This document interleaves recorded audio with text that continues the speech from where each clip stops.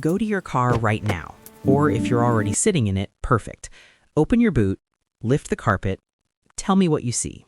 Because most people have owned their car for 2, 3, sometimes 5 years, and they have never once lifted that carpet. Never. And underneath it, the car manufacturer put something that a shocking number of drivers have no idea exists. It's not a design quirk, it's not just empty space. It was put there deliberately. Engineers planned it, manufacturers built it, and then, somehow, nobody told the people who actually bought the car. Today, we're getting into what that compartment actually is, why it's there, what goes in it, and honestly, some of the wildest things people have found in their boot floors that previous owners left behind. Let's get into it. So what is it? Most cars, and I mean most, not some, most, have a recessed storage well underneath the boot floor carpet. It's a hollow section molded directly into the body of the car. In some cars, it's small, maybe enough for a bag or a first aid kit.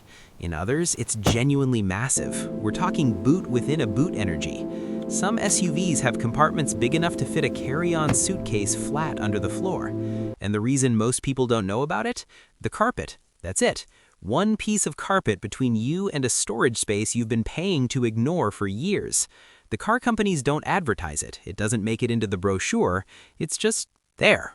Now here's where it gets interesting, because that compartment wasn't designed for your gym kit or your emergency snacks. It was designed for one very specific thing. And that specific thing, it's probably still sitting in there right now. The spare tire. That's what the well was built for. But not just as a storage solution, as an engineering calculation. Think about it from the manufacturer's point of view. They need to fit a spare tire somewhere. The options are the boot, which kills your usable space, or underneath the car, which exposes the tire to road damage, rust, and every pothole you've ever hit. Neither option is great. So they designed the floor to drop down, sink the tire below the boot level, put the floor back over it. And now you have a flat boot surface and a spare tire. 2 problems, 1 solution, 0 extra space used. That's genuinely elegant engineering. You don't see it because it works. But here's the part nobody talks about. That spare tire sitting in the well, in most cars, it's not the same size as your actual tires. It's smaller, noticeably smaller.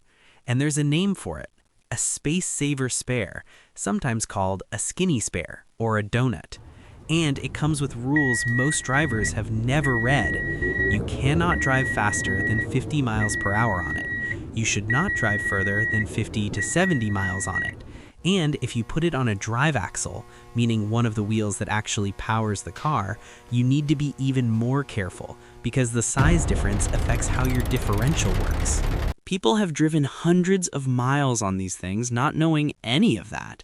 I'm not judging. The car didn't tell them. The carpet was in the way. Now, here's where I need you to stay with me, because this is the part that actually makes people angry when they find out. A lot of new cars, and by a lot I mean a significant and growing number, don't come with a spare tire at all.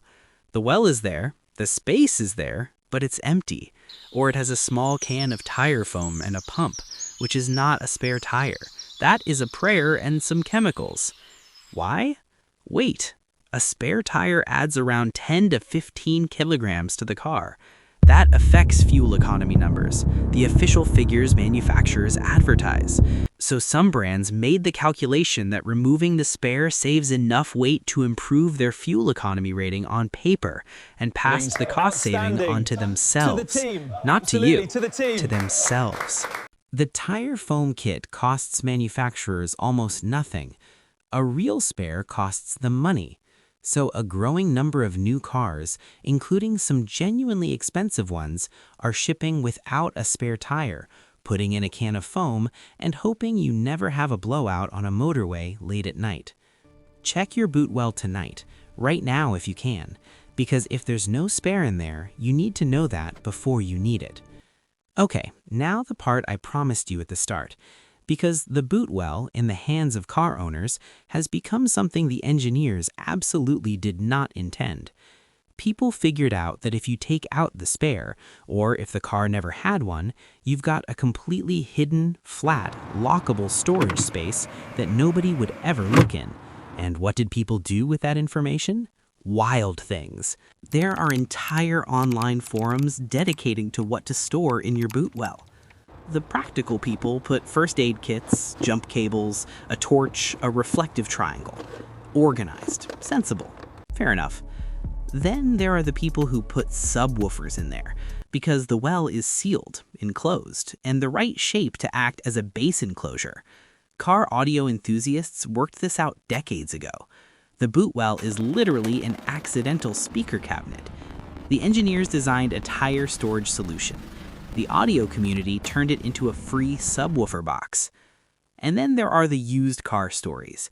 People buying secondhand cars and discovering the previous owner left things in the boot well that they clearly forgot about, or chose not to mention. Money is the most common one, rolled up cash, foreign currency from a trip they never went back on. Tools, medication. One person found a full set of number plates that didn't match their car. They did not investigate further. Smart decision, honestly. The boot well is basically the car's equivalent of the space under your bed. The engineers made it for one thing. Life turned it into something else entirely. Right, so if you've just gone to check your boot and there's either no spare or a tiny donut spare in there, here's what I'd actually recommend keeping in that well depending on your situation. If your car came with no spare at all, the best thing you can do is buy a full-size spare that fits your car and have a tire shop mount it. Yes, it costs money, but a tow truck lit at night costs more than that, and none of the dignity. If you already have a spare, great, but the well space around it is usually wasted. That ring of space around the tire is perfect for a flat emergency kit. Tire inflator, jump leads if they fit, a basic tool roll. Stuff that sits flat, stays out of your main boot, and is there when you actually need it. And one more thing while you're down there, check the condition of the spare. Seriously, a lot of people have a spare tire in their boot that they've never looked at, that's been sitting there for years and is now completely flat or cracked. A flat spare is not a spare. It's a false sense of security. Here's the thing about the boot well that nobody says out loud. Your car is full of things that were designed to help you, and that you will only ever discover when something goes wrong. The tire well, the spare, the jack and the locking wheel nut key that are probably also down there somewhere. None of it makes it into the advertising. None of it is on the brochure. It's just assumed that you'll figure it out, at the side of a road, in the rain, probably late. Car ownership in a nutshell, honestly. Go check your boot tonight, not tomorrow. Tonight, and think about what you find. Was there a spare in there? Was it flat? Was there something unexpected left behind? The answers are usually more interesting than people expect.